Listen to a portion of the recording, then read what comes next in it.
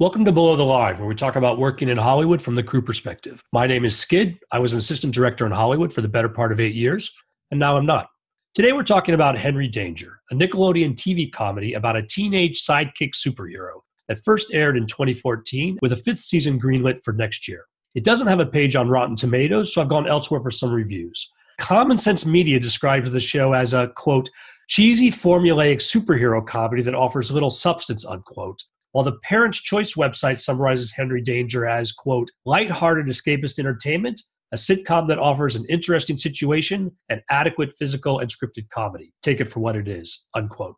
But as always here on Below the Line, we're not concerned about what the critics think, but rather how the show gets made. And today, as my guests, I have the assistant director team from Henry Danger. Mike Karen, you've been the first AD since the start of the show, and you've also directed a handful of episodes. Welcome to Below the Line. Thank you. Looking at your IMDb page, it suggests you're also known for Game Shakers, iCarly, and Victorious. Now, usually here on Below the Line, we review the IMDb notes somewhat tongue-in-cheek because the known for listings don't always make a lot of sense. But these selections look like a pretty fair overview of your career to date. Correct, they are. I've been with Nickelodeon, our shows that are on Nickelodeon for the past 12, 13 years. Well, thanks for being here today, Mike. We're looking forward to hearing more about him. Robin Wiley-Pratt, you are the key second AD on Henry Danger, and you started in that position at the start of season 2, yes? That is correct. Now, with your IMDb page, we can have a little more fun. You're known for Murder by Numbers, the Sandra Bullock film, and a couple of TV shows, CSI Miami, Till Death, and Hot in Cleveland. Which of these would you suggest would be the best candidate for a Henry Danger crossover? I think Hot in Cleveland would be great. I think Betty White could put on a superhero cape and her and Henry could go kick some butt. I think that would be fantastic. Thanks, Robin. Adam Haas, you round out this team as the second AD. Welcome to Below the Line. Thanks. Glad to be here. So Haas, over at IMDb, you're known for Henry Danger and Victorious, where you worked as the key set PA.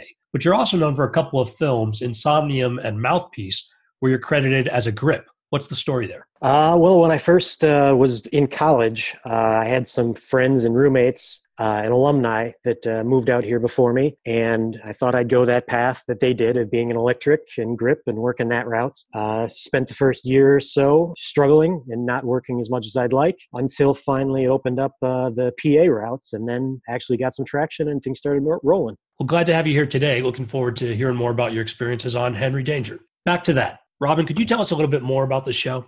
For those of you who aren't familiar with Henry Danger, let me go through some of the characters and the actors that play him. First of all, there is Jace Norman, who plays Kid Danger, also known as Henry Hart, and it's a superhero TV show, and he is the sidekick of Captain Man, played by Cooper Barnes, whose character is also named Ray. Ray owns a junk shop. He hires Henry to come be his sidekick, and they take care of Swellview. Two of Henry's good friends are played by Rielle Downs. She plays Charlotte, and Sean Ryan Fox, and he plays Jasper. Henry Hart's sister is played by Ella Anderson, and she plays Piper Hart. And then there is Captain Man's kind of a fix-it guy that lives in the man cave, played by Michael D. Cohen, and he plays Schwaz. I like that you did that in call sheet order too, Robin. That was very well done.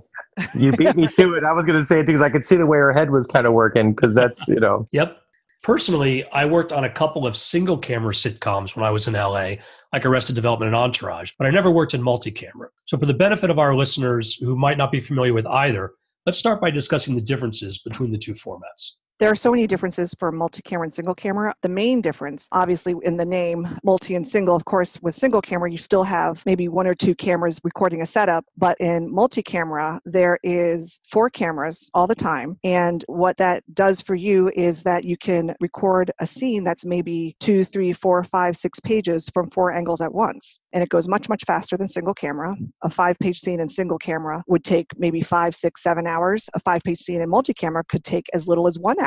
If it was just, say, Hot in Cleveland, it could be 1 or 2 hours. In a kid's television show, it takes a little bit longer because we have stunts and special effects and dogs and cats and all kinds of things raining. And also the schedule is very different in multi-camera. In single camera, you shoot for an episode, maybe 8 days, and go in various locations. In multi-camera, you have a 5-day week, 3 of which normally is rehearsal, and 2 of which you shoot. In Henry Danger, we do 2 rehearsal days and 3 shoot days because we have so much content and so many awesome special effects and costumes and great things for the kids that we need a lot more shoot time. Those are the main differences. Now, I know a lot of time in multi-camera, there will be a live audience. How does Henry Danger manage that? We don't. And to Robin's point, multi-camera shows are kind of meant to feed off a live audience's energy. Because like Robin said, like single camera, someone once said, you have to build it. Like you make your shots by shots and then you kind of build it all together in editing. In theory, multi-camera, what you show on the stage and how you film with the form cameras, in theory, could just go right to TV just on a line cut because it just should cut. And then with the live audience there, that fuels the energy. So you get that one magical take that can go on TV. Like Robin was saying, because of all of our special effects and we can't flow through a scene. You always have to stop. You're on green screen. You have to put in all the different rig things, for example, that an audience would be, quite frankly, bored to tears because they would just sit there and watch a lot of crew setting up special effects. So we just have never done it. I remember when I started Nickelodeon 13 years ago, I worked like 4 or 5 audience shows. And after that, it just sort of went away because the shows just got more and more complex. Another reason a children's show can't really have live audiences, unless they're very, very lucky, is kid time. For a live audience show, it would start maybe 5 o'clock or 7 o'clock at night, and you would shoot till you got it. To put that pressure on a TV show to have to do it within the time, kids can only work between 8.5 to 10.5 hours, depending on their age. So I'm sure back in the day when this particular Nickelodeon group decided not to do live audiences, it was probably because they couldn't possibly make their episodes. I worked on a couple kids shows that did do a live audience, and it was so challenging, and they weren't doing nearly the kind of stuff we would do on Henry Danger. Henry Danger is just chock full of so many special effects and makeup and all kinds of craziness that I don't think we could possibly do a live show. Let's talk more about the specific challenges of Henry Danger.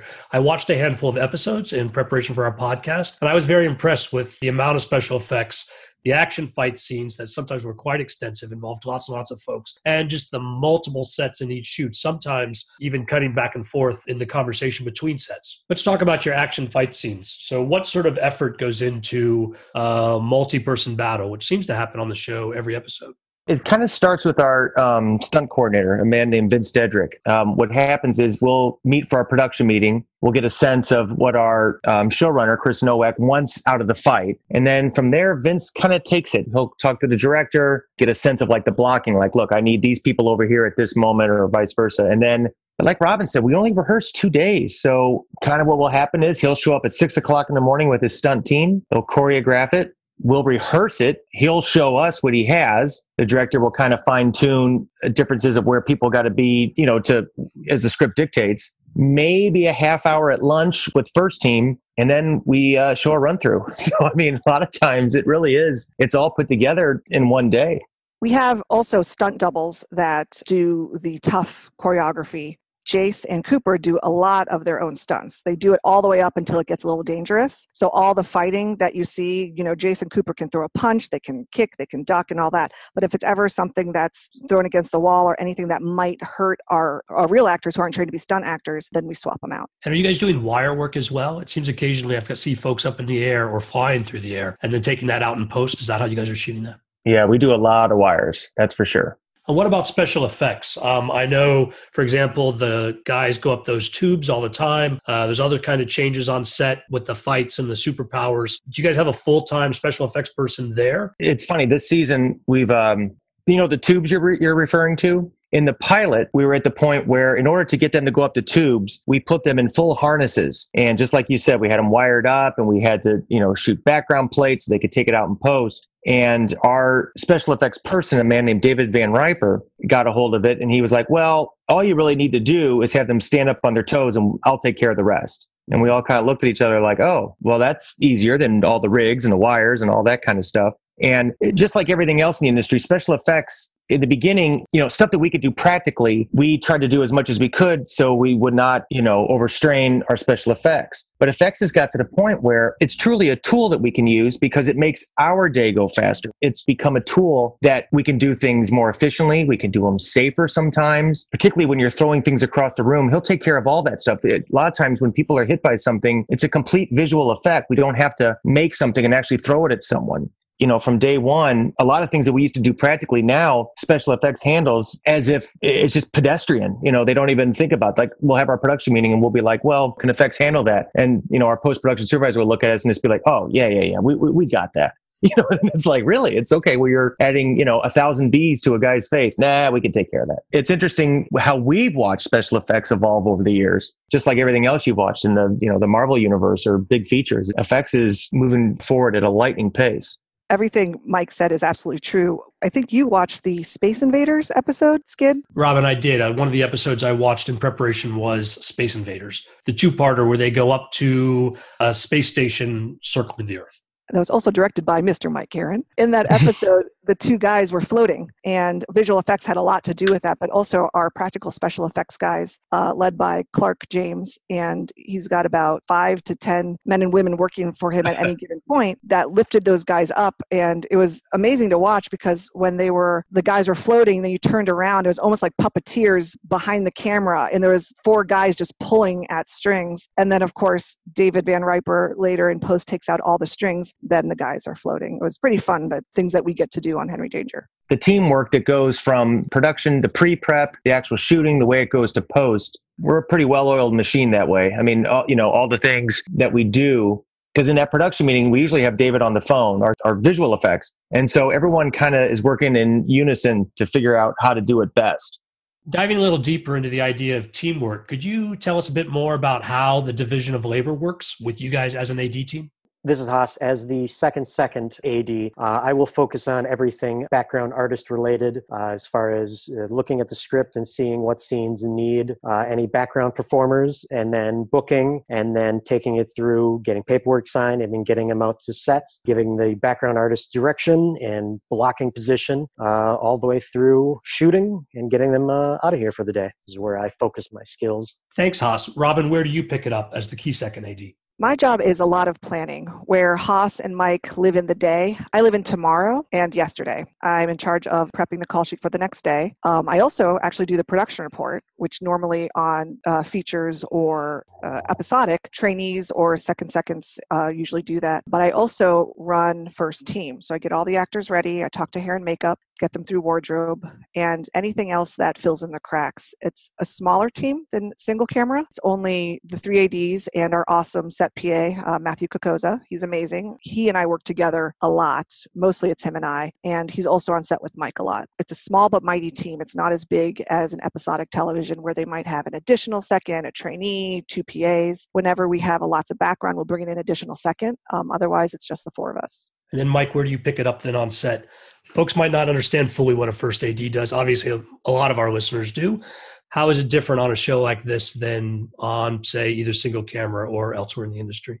Because like Robin said, because the crew is smaller, because we're all on stage. It's not like single camera where you have a base camp and then maybe a mile away you're shooting, and where you can clearly define the first AD is running, the set over there. I tend to think of myself as the focal point of the production. And I only say that in terms of because I prep the schedule and work with our UPM/producer, Kim Sherwood. I tend to know why everything is happening. So a lot of the questions then therefore come to me, because since I've scheduled it out the way I have, I know all the little machinations of why it's that way. Obviously, all the ADs listening out there, I run the set. We all know that. But I would say that with our crew and the way it works, I serve as kind of like the epicenter of where the information sort of goes through. Like a first AD on single camera will have a prep week, the whole week, and they'll have their meetings with departments. We just don't work like that. We jump in, we wrap an episode on Wednesday night, say at 9:00, and at 7:00 the next morning, we're all back in our office on a brand new episode, brand new guest stars, brand new script, brand new schedule.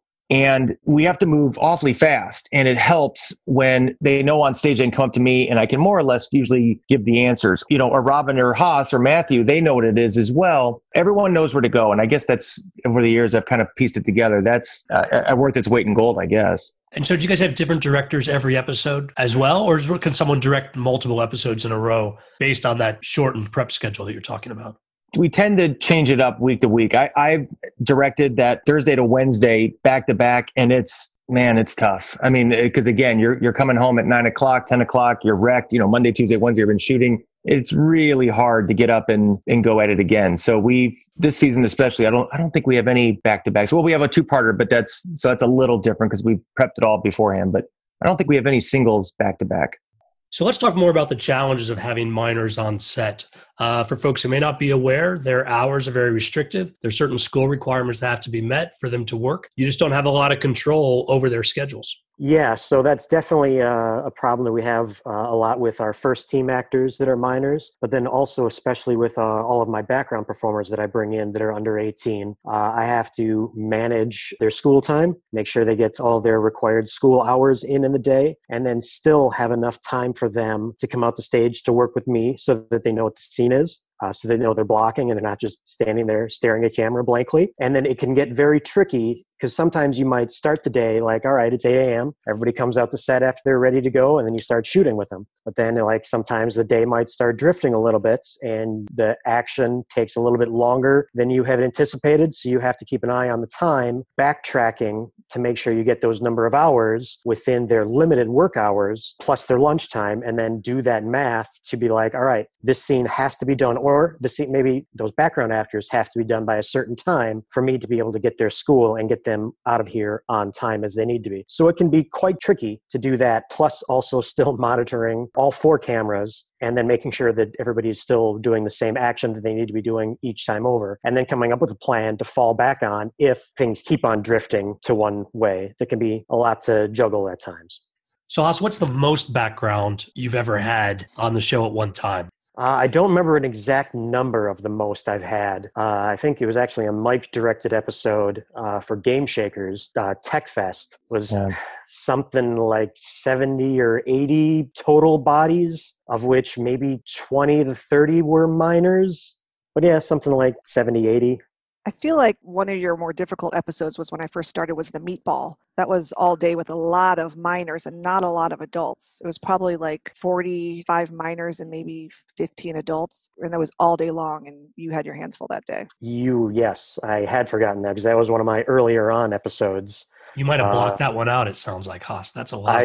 I have a tendency that after the episode finishes, it goes away, and it's hard for me to bring back the memories. But yeah, the meatball was definitely one of those complicated episodes. It was like a prom set, and then everybody was in fancy dresses, so it took a lot of wardrobe time to get everybody through. And then just the action in the sets was, that was quite a bit. A lot of minors that day. I do feel Haas's job on the show is probably one of the most difficult jobs. The show itself is very challenging, but I think Haas, how he has to keep those kids motivated and he just explained it. I mean, what he does is short of incredible. You know, Mike and Matthew and I, we make fun of Haas sometimes because when he's in AD, he's very serious. But when he gets in front of the kids, he turns on the charm for the kids. So it's like a whole nother guy we've never actually ever met. And I don't know if he really exists, but he turns it on for the kids because he knows he needs to keep them motivated, keeps them quiet if we need to, but he does it in such a way where the kids actually have a good day and they want to come back, and they have a lot of fun on the show, and they get to tell all their friends they're going to be on Henry Danger. That's one of the things that I never realized going into this job, how much of a not only director I would have to be, giving specific action and motivation for people, but then also to keep morale up, either crack jokes or just act like an idiot myself to bring up their attitude. I turn into a cheerleader. We actually have a lot of videos of Haas doing cheerleaders, like miming. We should post it on Mike's Instagram one day. We'll just do through the years, just Haas going, like he does it, and you can see him cheering on the background silently. It's awesome. Yeah, it's going to be a great day for me when that video goes up online. Well, we do. We play bad cop, good cop to some extent, because my job is to keep them quiet when we cut and, to try and keep order as much as I can. Because a lot of scenes, especially when it comes to kids, on action, they're supposed to be going apeshit crazy. So Haas is having them do that. And then when the director yells cut, I need them to be, instantly quiet. I can yell out, no, quiet, everybody, be quiet. But then Haas is going through quietly going, great job, guys, great job. And he's giving the attaboy, the attagirls. It's a dance. It's a tricky dance you and I play, Haas, on set to keep the morale up. And quite frankly, sometimes, just like anything else, you get some really good background calls. Like you get people, adults and kids, who are really coming to play. And then sometimes you just don't. It's just people that, for whatever reason, it's just that kind of crowd. And I would argue probably in those moments, Haas, is when you probably had your finest hour, because you're trying to get these people who they're just not into it. Actually, what do you think's the toughest background crowd you've had? I'm trying to think. One of the hardest sets, I think, was probably a dodgeball episode The main cast was doing this dodgeball tournament back and forth. So there was a kind of a cutaway with some actors in it where a lot of people were watching this set. Sometimes this group of people, like you could almost tell that they were just there for the paycheck, and they were just like, we're in, we're half there, we're not quite there. So it was like pulling teeth to try to get them to do the proper sports reactions, the hands up in the air, cheering loudly, showing that kind of like, we're really invested enthusiasm. They got it for some takes, but definitely not every take. And we definitely had to go like back. And like main performance might have been great, but there's the couple people in the background that are just sitting there with their head on their hand as a figure of speech, not invested in the scene. And if the showrunner or, the director notices that during shooting that, he's going to call you out and you're going to have to do that again. And then try to not bust that person too badly so that they, hate you for the rest of the day. But then also try to get that good performance. That was a tricky one. Right, so let's go to the other end of the acting spectrum. With your background on one side, you've got your main actors at the other. What's it like working with those guys?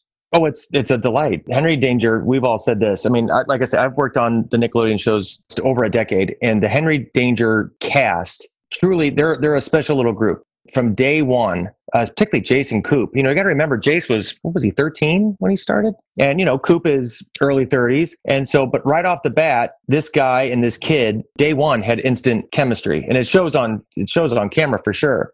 But I think what's interesting is when these shows start, you always have to remember you're getting, generally speaking, a bunch of kids who have not had a lot of experience and sometimes not any. I mean, they truly are being picked for their look and the way they audition. But once they get to us, it's kind of like an acting boot camp. It's Hollywood boot camp. It's school boot camp. I mean, remember, these kids, not only are they performing on a show, they're acclimating to their new teacher who's in the schoolroom. They're acclimating to their other castmates who they've never met, being in school with them, not only acting with them. That's their social area. So they're also learning how to make friends with everyone else. There's a lot of stuff thrown at a cast in these kid shows when they first get together. And the Henry Danger cast has grown exponentially together. They've really grown as a unit. And it really shows on screen. If you see them off camera, they all joke with each other. It really is something. Remember, Robin, in the first, I think when you started, it always used to be we'd wrap them and then they'd hang at the studio for 2 more hours, just for no other reason than they just like to be with each other. As we've gotten older, now, of course, that's changed as they become, late teenagers or, 18 or 19. But in the beginning, we couldn't get them out of there. I mean, we really couldn't get them out. They actually, they still hang out. Not every day, but they do still hang out. It's really cute. I would say also from an acting standpoint as well, with the Henry Danger actors, a lot of them, they figured out their characters really fast. Like they knew who they were in the play and then really worked hard at being that character. Take like stunt choreography we're talking about. Jason Coop are really, really good stunt fighters. Like Robin said, I mean, they're at the point, unless we're like throwing someone against a wall or flipping them, they're doing it all. And they're doing it quick. Sometimes they're going to camera. The museum episode, that was one day. All that fighting you saw was rehearsed in one day. And that's just through, experience over the years. But that's how much they care about what they're doing. They could very easily just sit back and be like, oh, my stunt double can do that. Or, oh, that's just not our cast. They always want to come to set. They always want to rehearse. They care about the product that goes on the screen. That unto itself is inspiring to everybody. The guest stars that come on our show, the background that Haas works with. From the top, if they're seeing these actors commit 1,000%, how can anyone else not commit? And I think that's a little, or maybe a huge part of the magic of our show and why it is so popular. Jace believes he's a superhero. Coop, 1,000% believes he's a superhero. They all want to create the world of Swellview, and it's really something to watch. Mike, I'm not sure that the museum episode was one of the ones that I caught. Could you say, with the fight scene in there, what was unique or challenging about it? The basic plot was there was a museum that had a diamond in it, Neil Diamond, and they were guarding it. It was the most sought-after diamond. The 2 superheroes had to guard this diamond. And basically, it became just a huge fight amongst museum artifacts. So you can imagine a ton of breakaways. The diamond itself, it was a large set. It was a huge set, a lot of background in there. And we had some other delays, so we really only had a day to rehearse. Again, Vince came in the morning, the guys learned it in the morning, they had a half-hour lunch, and by the next day, 24 hours later, we were actually shooting it. So talking about complicated sets, how much of a lead time does your team have with the scripts in order to pull all of those fantastic props and very different sets together? I would say we get a pretty decent lead time because you have to have it, especially if there's some big sets coming down the road. Our department needs to know when to put them together and design it. I mean, we're probably 8 scripts ahead at this point. In this season, we've shot 5 of them, and we already have up through, like, say, episode 12 and 13 inked in. So it's a good amount of lead time for particularly the art department. Clark James, like Robin said, our special effects. Sometimes there's some pretty big set pieces that you just can't put together so quickly. Yes, and having the scripts ahead of time is great because our costume designer, Chris Dangle, and our makeup and hair department heads, Joe Mackey and Michael Johnson, you'll be seeing it coming up in an episode, which was probably aired by the time this airs. We got a monster for Danger Things that altogether took 5 or 6 hours to put together, and we actually tested it beforehand to get it approved. And when you don't have the scripts ahead to prep, then it won't look nearly as good. So that episode looks fantastic. Let's talk more about the Danger Things episode, because I can just imagine that was a different sort of challenge for you, or was it just par for the course?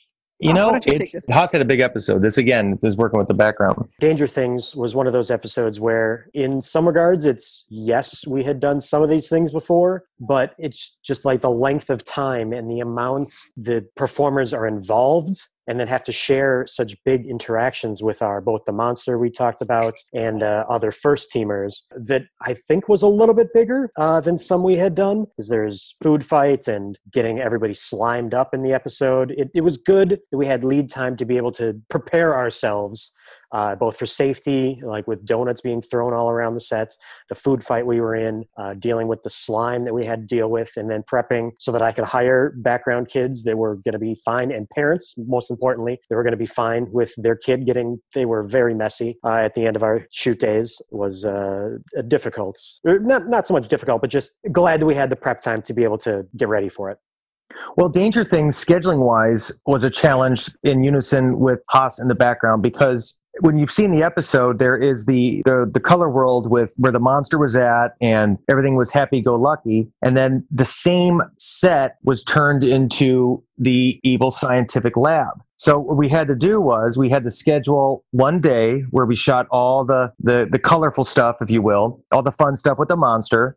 And that all had to be in one day, and literally had to be in one day. If we would not have made that day, the turnaround could not have happened to turn it into the evil science. So you go into it with that kind of pressure. And again, to what Robin was saying earlier, that's all kid time. So you're hustling through. But for Haas, he had to, as the kids leave the colorful world, Haas had to know exactly what order they were in, how they went in. And then when they came out on the other side, we had to replicate the same order. They had to be slimed at that point.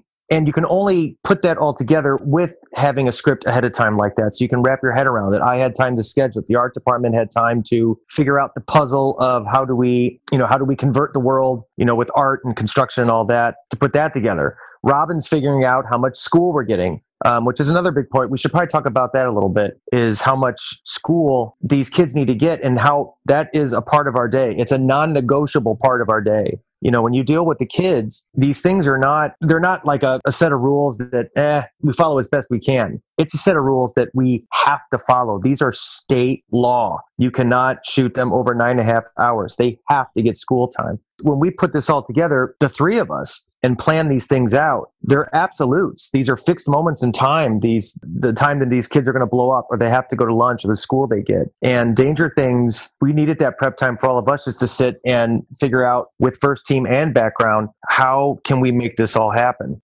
Tell me more about the experience of the child actors on your set. The child actors on our set, I know everyone listening, or particularly the fans listening, I know everyone wants to hear about what it's like on set, because that's where we do the magic and we have a lot of fun filming. But equally important is their life in the studio, but not on stage, when they're in school, when they're at lunch. And Robin, as our key second, is hands down probably the best key I've ever seen work with the kids in terms of keeping them happy. I mean, it is these kids come in, and from the minute they walk in, they're told what to do. They're told where to go. They're told how to study, where to go, the lines. Because when they come to set, they know what they have to do. But behind the scenes, Robin's job is to get them from place to place, and she does it awesome. So Robin, why don't you tell us a little bit about Actually, I'd like to hear how you do it, to be perfectly honest, because they're always happy and talking so well about you. So how do you do this? I basically treat them the same way I treated Betty White. So I treat them with respect, even though they're children. I give them as much respect as I can, as I would an adult. And I think that's really important, that they feel heard and that they feel like they have some control, because it's really hard for a child. You know, Cooper, he gets to go to set and then go to his room and chill out, where the other 4 kids go to set, and right when they come off set, they have to go to school and complete maybe 3 hours of school that day, or maybe 1 hour, and they don't get as much chill out time as Cooper does. We do give them as much chill out time as we can, but it's not going to be as much as, say, Cooper gets, because he is an adult. And I know that I like to chill out during the day. So I can't imagine being 12, 13, 14, 15, 16. And remember, it is hard being a teenager. I don't know if you guys remember. It's tough being a teenager. But to be a teenager, to have to learn all those lines, to have to get an A in science and do it all in 9.5 to 10.5 hours, it's a lot. And sometimes they only get their lunch break, but it's not an hour like the Grips get or the Electric get or Cooper gets. They have to do, a half-hour lunch and then go to school. So I try to give them as much empathy as I can. And they know I have a job to do, and it has to be done because it is California law that we get all that school and we do the breaks. So I just try to do it with as much empathy and respect for their process as possible. I do believe my job as a second AD is to protect an actor's process. So nothing I do, in any way I approach them, I want it to show up on camera. So if I approach them in a way that got them angry because they didn't get to finish their omelet because they had to go to school, and that shows up on camera, and they forgot their lines because they're frustrated with how they're treated because, I'm only 14 and I just wanted to eat my omelet and I had to go to school. Okay, so I did need to get them to eat their omelet. I did need to get them to go to school, and I did need to get them to go to set, but I didn't have to treat them without respect, having them do all that. So that's what I try to do. And I gotta say, these 4 kids, now 3 because Jason's 18. Oh, that was a great day when we did not have to put Jason in school anymore. I think everyone can agree with that. Those kids are so professional, so kind, and so nice that I got very, very, very lucky coming in season 2. I stepped into a wonderful cast. Those kids were very, very, very easy to work with, and they work their butts off in school and they work their butts off on set, as you guys can see. But I also got very lucky because hasn't been the case on every children's show I've worked on, but I'm very lucky on this one. It's tricky. It's juggling a lot of personalities, the key second. I mean, Robin throughout the day has to go to every single department and get information, handle the cast, makeup and hair, wardrobe and everything. And it is, to some extent, it can be a lot more challenging than running a stage. Because the stage is a stage. You got to shoot, right? The cameras are ready and someone's going to call action and the train rolls. But behind the scenes for Robin and Haas, it is a dance to keep all that working and keep morale up. It's what they both do incredibly well. Why, thanks, Mike. But Haas and I couldn't do our job if you weren't as supportive as you are. And I think the crew would all agree that you are one of the best, if not the best, first AD in children's television, hands down. Oh, well, thank you. But to answer your question from earlier, Skid, we are, and Matthew as well, who we talked about, we are a good unit. We've worked together long enough, but we all are very, I think, respectful of each other's jobs, the way we have to do them. And I don't find that we question our motives whenever we come up with an idea. There's no agenda. And there's been a lot of shows out there. I think in Hollywood, there's a lot of agendas going on. We're a pretty solid team, the old Henry Danger ADs. And we look good. We're a handsome bunch. The best looking of them all. Haas, you didn't really get to weigh in on that. I need to ask you, do these guys hog the radio time on set? Always going back and forth and not letting you get a word in edgewise when you guys are shooting? Well, we definitely communicate a lot. We work well together, like Mike said. But no, in our group, when it's just us, especially on our communication devices, we often chat a lot and we bust each other's balls quite a bit all day long. And it goes quite evenly all around. Yeah, it does. That's for sure. Now, what this feeds into as well is, I think we're all so good at all of our jobs that when we slide up is what we're going to do next week when we shoot episode 506. I'll direct 506. Robin will first AD 506. Haas will key second 506. And then Matthew actually will step up and he will second the episode as well. On its surface, that's a hard plug and play. But we do it, I'd like to think, pretty seamlessly because, again, it's just about how well we all know each other and how seriously we all take our jobs. For those of you that worked in the business, ADs usually talk on walkie-talkies. Well, we actually talk on what's called a PL. And the beautiful thing about a PL is you can talk in real time. You don't have to wait for the other person to stop talking. So it lends itself to a lot better communication where you can interrupt each other, you can talk over each other just like we are right now, or like you're on the phone. And actually, it's a lot of fun. Yeah, it keeps our sanity for sure. I mean, just communication is huge that way, but also, we call it our little PL club. We just can, we can share stories. We can talk about what's happened. It's an amazing device. And when you go to walkies, for all you ADs listening, it's just brutal. And I'm the worst at it because I keep wanting to talk over everybody. Oh my gosh, it's horrible. I look like an idiot trying to find my surveillance and oh my gosh. Hey, Mike, let me follow up on something you said there. You talked about working on episode 506. I know when I was recording episodes on my DVR, they're largely calling them season 4 episodes. And I know in television for children, networks can sometimes blur when a season begins and when a season ends. Do you guys get proper hiatuses? Yes, the general multi-camera format, I think across the board, right, Robin, is you shoot 3 episodes and then you take a week off for everybody involved. The writers catch up, everyone gets their breath, props, special effects, everyone kind of is able to catch up. Kids can go to school, the actors go to school. But is that I don't know, is that an industry standard or is that kind of just us? I think what Skid is referring to is the hiatus between seasons, because when you're episodic, he wouldn't even think that he'd get a hiatus in the middle of a season. So there's hiatuses in the middle of the season, which lasts 2, 3, 4, 5, 6 months, and hiatuses in between 3 blocks of episodes, which last a week. So you guys do get several months off summer or some other time during the calendar year to go do other projects? Do people have time for that? You certainly have time to do other projects. I went and had a baby this last time, so I did not work on any other projects this time. That's project enough, I would think. For a little while, Henry Danger was also sharing a studio space with a show called Game Shakers. And although Robin didn't work on that, Haas was jumping back and forth. I directed on it as well. So we kind of, for a while, we were working almost year round. I mean, it just by the way they kind of overlapped the shows. For the team overall, Mike, when you are going to direct an episode, how does that affect everyone's jobs? You talked about moving up, and I'm curious how that works in practice. I think for all of us, I'm going to speak for all, but I want everyone to weigh in on this. The week that you step up, so the week that I direct and Robin moves up and Haas moves up, you have to somehow turn off that part of your brain that's always usually the forefront. So as a first AD, I step up to direct. I need to drop scheduling. I need to drop the runnings of the stage. I need to put my head into the directing space. And I'll say that I can do that with such ease because Robin is such a good first AD. I know I don't have to worry about it. She's got it all covered.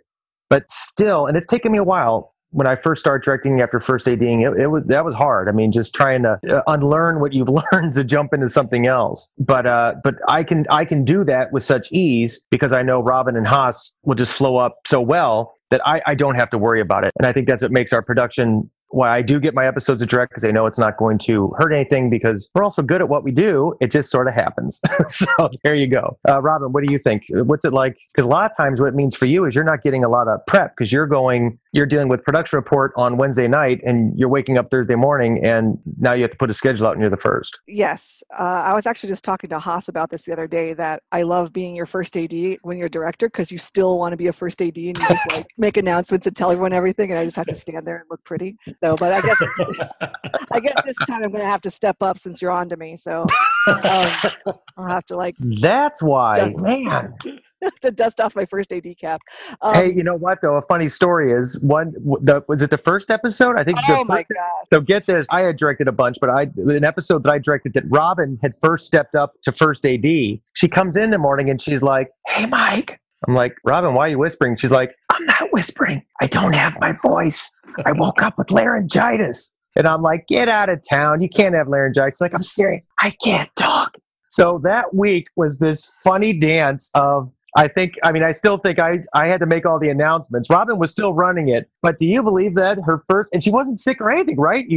I don't know what happened. You came in and had laryngitis. Yeah, just every once in a while, I'll just lose my voice. And this was the 4th episode I worked on in Henry Danger. And one of the reasons they hired me is because I was a first AD. And the first episode that I get to work, I could feel it going. And then the shoot date, it was just gone. And poor Haas, I kept yelling, saying into my PL, get the stage quiet, get the stage quiet. And he's trying to do his job. And now he has to get the stage quiet as well as set the background. It was a mess and it was very stressful. And luckily for me, Mike was a prince about it. He was so nice about it. And he just stepped up and basically was the voice and the director. And I don't even know what I did. I just stood there trying to shush people, I guess. But that only happened once. And then when we did Space Invaders, the 2-parter, that was much better. Here's the best part, Skid. The episode that she's talking about, was it just like a bunch of people in a living room? No. Was it the man cave where we just had 2 or 3 people? No. We were in a gymnasium playing basketball with 60, 70 people in the bleachers, Haas. We had 6 rotating teams. I mean, I think by the end of it, I was hoarse and Haas were hoarse because we were all yelling so much. Yeah, we'd all lost our voice. Mike, that was a great impression of Robin's laryngitis voice. That's the best I've ever heard right there. But yeah, that was totally a ridiculous episode. Because I had 5 or 6 basketball teams that just got done with a tournament. I'm not a basketball player, really. So I'm trying to script basketball plays for these, what were they, 7th or 8th graders, something like that. Yeah. And that was also the episode that we had a big guest star. Or what was that, a different episode? That was different. That was different. We had Russell Westbrook, but that was a different basketball episode. So yeah, Robin whispers to me, keep them quiet. And then I'm trying to script plays and keep things going. It was a nightmare, but I still got to come back the next day. So, of course you did. Still here. So Haas, when in general, then when Robin moves up to first and moved to key, does that mean you're going back and doing more paperwork and more first team running, or do you guys sort of shift those responsibilities? Yeah, no, I'll basically pick up everything that she's setting down to pick up Mike's stuff. So I'll do call sheets, PRs, run the first team, give everybody call times. Yeah, it's just shifting, completely shifting. Though leading up to this, I've been keeping an eye on or keeping an ear open to what she's got going on to try to, so it's not a completely like somebody new stepping in. I've been prepped that I've heard everything that's happened leading up to this. So it's not somebody stepping in blind to this, thankfully. We've got a good team like that that's able to just next man up. It is, because the job is still the job. I mean, and that's what's so interesting about it is the reason we work so well is because all of us are very aware of what we have to accomplish during the day. And there's certain things that I can't continue on unless Robin does her job. There's certain things that Robin does that she can't move forward with unless Haas does his job. And then when we all switch up, it's just that trust that you have to step into that job and make it happen. And I think more importantly, we all want each other to succeed in what we're doing. So I do think there's a sense of it would kill any of us to let it either, any of us down, which we've never done. For all you ADs listening out there, your team, when you do talk about your team, it really is your team. It's vital that everyone is doing exactly what they have to be doing. You have to trust each other in what you're doing. And if you don't, it just makes it awfully hard to do the job. I mean, we come in and everyone knows. It's just like a dance choreography. We all know each other's moves. We don't step on each other's feet very much. Sometimes we do. Every once in a while, we'll step on each other's toes. But we're all self-aware enough to know that we did it. And it's like, okay, sorry. And we move on quickly. So I've got a pretty good sense of how challenging your shoot days are. But what are your rehearsal days like? Shoot days, you have to get it shot. So that's usually very business-like. Rehearsal days, that's a little bit more informal. It's kind of what we were talking about earlier. Our Henry Danger cast, we have 2 adults. We have Cooper and we have Michael Cohen who plays Schwaz. And then you have the 4 that we'd say kids. And I Jace, if you're listening, I still consider you a kid, even though I know you're 18. So you have Jace and Ella and you have Riel and Sean. And what's interesting is Coop's been an actor his whole life. He's a vet actor. He's done a lot of stuff and been in this business a long time. Michael Cohen is a little older than Cooper, and he's been in this business an extremely long time. So you get all these different processes that come to set. And what's interesting is, like Jace, well, from day one, he always likes to come to set and he won't use a script. He tries to get off book awfully quickly because Jace is a real physical actor. So he loves to get the pages down and work with it. Riel, who's super smart, Riel, you can just tell when she gets into her process and she figures it out, that's how it's going to go. She's locked and loaded. Sean's the same way. Sean, from the get-go, when he just has an awareness of the set that's actually, it's amazing. The other day, or one episode, I was giving him a note about something and he was like, well, there's a couple holes cut up top there. They can hear me through those. I didn't have a clue what he was talking about. I'm like, oh, and this is a set I've shot in 100 times. But Sean has such an awareness with the set. And then you have Ella coming through, and Ella's character is that fine line of being, obviously the screaming sister, But Ella also tries to find all kinds of different levels where she's not being all screamy. And so she's always trying to work that way. So when we all get together, two things happen. A, it's kind of hard to get the guys to quit joking around because they're all such good friends. They joke and joke and joke. And you always look over and there's Riel like staring at him with like that Riel stare. Like, really, guys? Can we go? Can we go? Not mean, but she's like always, I'll look over. I'm like, I'm so sorry, Riel. I get it. I know, and she just laughs. But the guys have to kind of riff their jokes. And once they get through them, we get going on rehearsal with them. But it's interesting seeing how the kids make our adults younger, if that makes sense. I mean, Coop and Mike will all of a sudden be joking like teenagers again. But then the flip side is, I think sometimes the kids watch Coop and Michael work and they get a sense of what veteran actors, how they get into their process, the way they'll go over their notes. Cooper does a lot of times. He'll walk out, his script has all this writing on it. Cooper will write what Ray or Captain Man is doing before the scene. So he knows what state of mind he needs to be in. And a lot of times when you're getting ready to yell action, he's turning to Jace already improvising what's supposed to be happening before we start. So by the time I yell action or whoever's directing, then they go into the scripted scene. It's a lot of fun watching them rehearse. Watching rehearsals is some of the funniest stuff that I wish some people could see, because there are so many gold nuggets of comedy that are maybe have nothing to do with like the episode, just either riffing on each other, giving a little jab here and there, or just accidents that happen. Somebody door doesn't open, something has happened like that. But there are those moments where it is like priceless that I feel very lucky to be on set with them watching some of these things happen just on the rehearsal process. It's fantastic. He is right about that.